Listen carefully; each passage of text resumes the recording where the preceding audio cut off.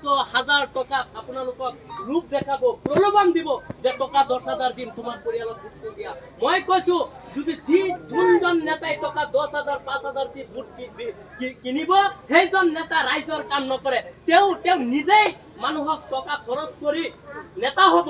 আপোনালোকে যোৱাৰ যেতিয়া নেতাৰ ওচৰত যাব তেওঁ ক'ব মই টকা দি মেম্বাৰ হৈছো, মই এনেই মেম্বাৰ হোৱা নাই। তেনেকুৱা নেতা কি কৰিব?